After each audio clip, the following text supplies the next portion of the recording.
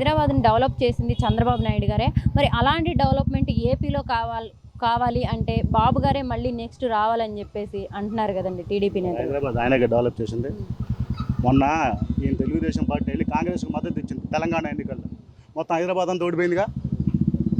Hyderabad develop చేశారనేది ఆ media వాళ్ళ హైపు నా ఉద్దేశంలో.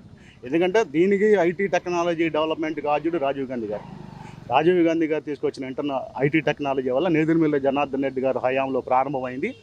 ఈయన హయాం వచ్చేసరికి భూమి వచ్చింది. ఆ కరెక్టే, చంద్రబాబు నాయుడు గారు చేయలేదంటలేదు, కానీ నేనే చేశానని చెప్పుకున్నాడు చూసారా, అది తప్పు అంటున్నాను నేను. అందరూ చేశారు. రాజశేఖర రెడ్డి గారు చేశారు, చంద్రబాబు నాయుడు గారు చేశారు, నెక్స్ట్ వచ్చిన కేటీఆర్ గారు చేశారు. అందరూ ఒక చెయ్యి చేస్తేనే హైదరాబాద్ ఇవాళ ఆ రూపులో ఉంది. హైదరాబాద్ నేనే ప్రపంచ పట్టణంలో పెట్టానంటే ఎవరు ఒప్పుకోడు. ఏపీని కూడా సింగపూర్లో చేయాలంటే అది కేవలం చంద్రబాబు నాయుడు గారి వల్ల ఇది. ఆయనే విజన్ ఉన్న నాయకుడు. అసలు జగన్మోహన్ రెడ్డి గారికి అసలు విజన్ లేదు అని చెప్పేసి అంటున్నారు కదండి. కరెక్టే, ఏపీని సింగపూర్ చేయాలంటే నాయుడు గారు కావాలి.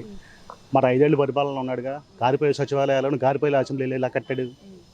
కారిపోయే సచివాలయాలు వాన వస్తే కారిపోతాయి సచివాలయాలు. అవి శాశ్వత భవనాలు కాదు, తాత్కాలిక సచివాలయాలు. నువ్వు అసలు సచివాలయాలు సరిగ్గా కట్టలేని వాడివి సింగపూర్ ఎలా చేస్తాడంటే ఎవరు నమ్ముతారండి? అదేంటండి, అమరావతిని బాగా డెవలప్ చేసామని చెప్పేసి అంటున్నారు, మీరేం కారిపోయాయి కట్టాను అంటున్నారు. అమరావతిని డెవలప్ చేసి ఉంటే అమరావతి ప్రాంతంలో ఆయన ఎందుకు ఓడిపోతాడు అది చెప్పండి. ఇంక్లూడింగ్ ఆయన సన్ను లోకేష్ గారితో సహా ఓడిపోయారు. ఎందుకు ఓడిపోతారు? అక్కడ వీళ్ళు చేసింది రియల్ ఎస్టేట్ వ్యాపారం చేశారు. రియల్ ఎస్టేట్ వ్యాపారంలో వీళ్ళు చేసుకుని అమరావతి ఇప్పుడు బాధపడే వాళ్ళు కూడా అక్కడ ఆ ప్రాంతంలో భూములు కొనుక్కొని భూముల రేట్లు పడిపోయిన వాళ్ళు బాధపడుతున్నారు తప్పితే మిగతా వాళ్ళు ఎవరు కూడా బాధపడట్లా మాకు తెలిసి.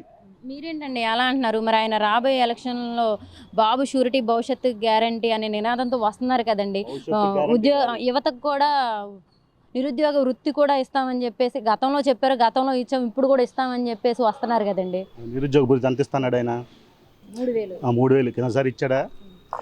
ఇచ్చామంటున్నారు కదా. ఎన్నికల ముందు 2 నెలల ముందు నిరుద్యోగ వృత్తి అని చెప్తే ఎవరు నమ్ముతాడు? అందుకనే ఆయన ఓడగొట్టింది. నిరుద్యోగ వృత్తి ఇవ్వలేదనే కదా జగన్మోహన్ రెడ్డి గారు తంపింగ్ మెజారిటీ ఇచ్చింది. ఆయన 14 సంవత్సరాల పరిపాలన చూశారండి. 14 సంవత్సరాల పరిపాలన చూసిన తర్వాత మాత్రమే జగన్మోహన్ రెడ్డికి అవకాశం ఇచ్చారు. ఉత్తనే ఇవ్వలా. మరి ఆయన షూరిటీ, మరి బాబు షూరిటీ భవిష్యత్తు గ్యారంటీ అంటున్నారు కదండి. బాబు ఎవరికి షూరిటీ? లోకేష్ షూరిటీ, లోకేష్ భవిష్యత్తు గ్యారంటీ. బాబు గారు వస్తే లోకేష్ షూరిటీ, లోకేష్ భవిష్యత్తు గ్యారంటీ. అది తప్పితే ఇంకోట్లేదు. కేవలం లోకేష్ కోసం వాళ్ళకి ఇది కోసం చేస్తున్నారు అంతే.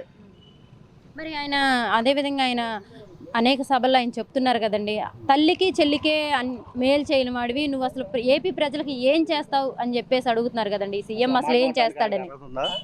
అసలు ఆయన ఆ మాట మాట్లాడడానికి ఆయనకు అర్హత ఉందా? First of all NT Rama Rao గారికి వెన్నుపోటు పొడిచారని ప్రజలందరికీ తెలుసు. తల్లికి చెల్లికి మోసం చేశాడని నువ్వు చెప్తావని నమ్ముతాడు? ఆవిడ ఈయన మాట కాదనుకుని వెళ్ళిపోయింది, తెలంగాణలో పార్టీ పెట్టుకుంది. ఆవిడేదో ఆవిడ తిప్పలు ఆవిడ పడుతోంది. ఈయన పబ్లిక్గా నువ్వు చేసిన పని ప్రజలందరూ చూశారు కదా. ఎన్టీ రామారావు గారిని అప్రజాస్వామికంగా దింపేసి, అప్రజాస్వామికం అంటే ప్రజాస్వామికంగా వచ్చానని కలర్ ఇచ్చావు.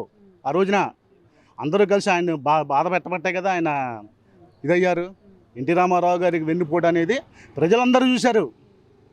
అందరు ఎవ్రీబడి సీన్ దట్. అది మరి పులివెందల్లో ఆయన ఓడిస్తానంటున్నారు కదండి చంద్రబాబు నాయుడు గారు. కుప్పం సంగతి చూసుకోమనండి ముందర. ఏంటండి కుప్పం ఆయన సొంత నియోజకవర్గం, అక్కడ కూడా గెలవరంటారా? 40,000 30,000 దొంగ ఓట్లు చేర్పించుకున్నా.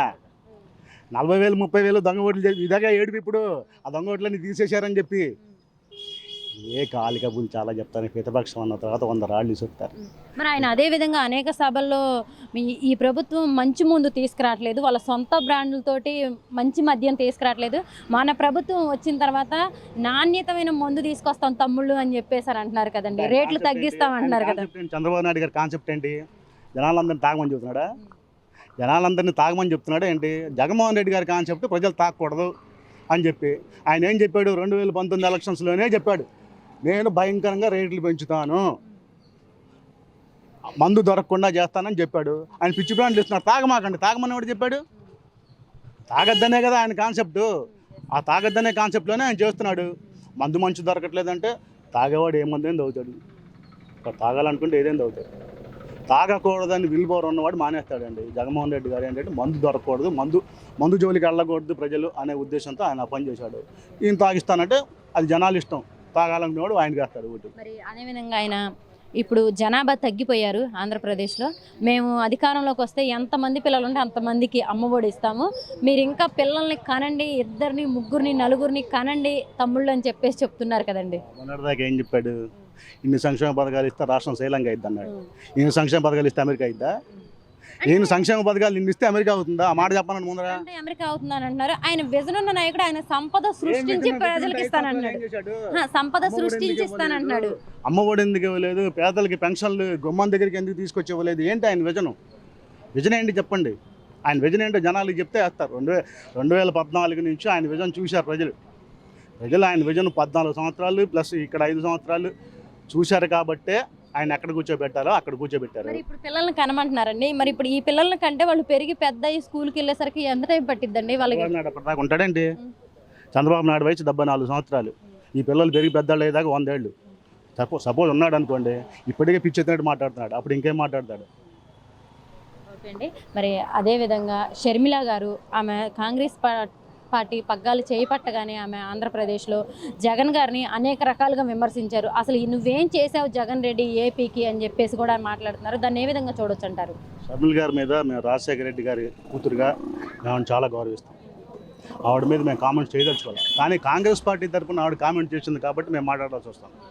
కాంగ్రెస్ పార్టీకి ఆవిడ గురించి మాట్లాడలా. కాంగ్రెస్ పార్టీకి రాష్ట్రం గురించి మాట్లాడే అర్హత లేదు. ఫస్ట్ ఆఫ్ ఆల్ అప్రజాస్వామికంగా, అనైతికంగా రాష్ట్రానికి ఏం కావాలో చేయకుండా రాష్ట్రాన్ని విభజించారు వాళ్ళు. కాంగ్రెస్ వాళ్ళు ఈ రాష్ట్రంలో అడుగు పెట్టాలంటే రాష్ట్ర ప్రజలకు క్షమాపణ చెప్పి అప్పుడు ఈ రాష్ట్రంలోకి వాళ్ళు ఓట్లు అడగాలి. వాళ్ళు కాంగ్రెస్ పార్టీకి ఈ రాష్ట్రంలో చోటు లేదండి. ఎక్కడ ఎన్నికల్లో నుంచి వాళ్ళకి డిపాజిట్లు రావు. మరి అదే కాకుండా ఆవిడ, నేను తెలంగాణ కోడల్ని, అక్కడ ఒక అవినీతివంతుడిని సీఎం పదవి నుంచి దించేశాను, ఇక్కడ కూడా ఈ ప్రభుత్వాన్ని కూడా దించేస్తాను, ఇక్కడ నేనేమో ఇక్కడ బిడ్డని, ఆంధ్ర బిడ్డని ఇక్కడ కూడా దించేస్తానని చెప్పేసి ఆవిడ అంటున్నారు కదండి. మ్యారేజ్ అయిందా? మీరు అత్తింటి పేరు చెప్పుకుంటారు, పుట్టింటి పేరు చెప్పుకుంటారా? దాని అయిపోయింది, దాంతో చాప్టర్ క్లోజ్. అక్కడ ఆడబిడ్డ అన్నప్పుడు అక్కడ ఆడబిడ్డగా ఉంటే గౌరవం. పుట్టింటికి రండి, చుట్టం చూపుగా రండి, సంవత్సరానికి ఒకసారి రండి, పండగకి రండి, చీరాచారా పెట్టి అన్న గౌరవిస్తాడు, పంపుతాడు. అంతవరకే కానీ ఆంధ్ర రాజకీయాల్లో నేను అన్నను ఎదిరిస్తానంటే ఎదిరించు, నీకు కాదని ఒకటన్నాడు. ప్రజలు సమర్థిస్తే రావచ్చు, ఎవరైనా రావచ్చు. ప్రజాస్వామ్యంలో ప్రజాస్వామ్యయుతంగా రావచ్చు. జగన్ రెడ్డి ఏం చేశాడు అనేది ప్రజలు తెలుస్తారు.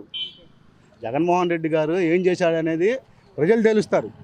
మరి ఆవిడ రావడం వల్ల ఇప్పుడు ఓట్లు చీలే అవకాశం ఉందంటారా వైసీపీ నుంచి? ఏముండదండి, నా ఉద్దేశం అయితే ఉండదు. వైసీపీకి ఇంక ప్లస్ అవుతుంది. ఇక్కడ ఒక ఈక్వేషన్ చెప్తాను మీకు. కాంగ్రెస్ ఓట్లు చీలి అది చంద్రబాబు నాయుడుకి వెళ్తే అది చంద్రబాబు నాయుడు గారికి ప్లస్. కాంగ్రెస్కి వెళ్తే జగన్మోహన్ రెడ్డి గారు ఊడేదే ఉంది.